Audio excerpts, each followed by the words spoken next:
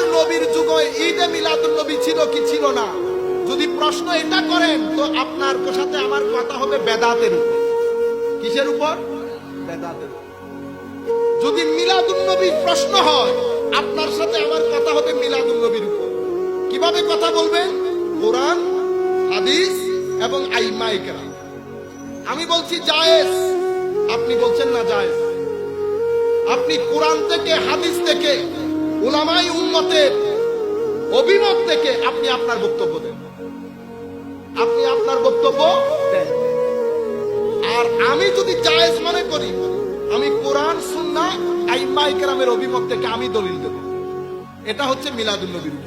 কিন্তু আপনি যদি জিজ্ঞেস করেন এটা নবীর যুগে ছিল না, সাহাবায়ে কেরামের যুগে ছিল না, তখন আপনার সাথে আমার কথাবার্তা, আলোচনা মিলাদুন নবীর উপর হবে না। তখন কিসের উপর হবে?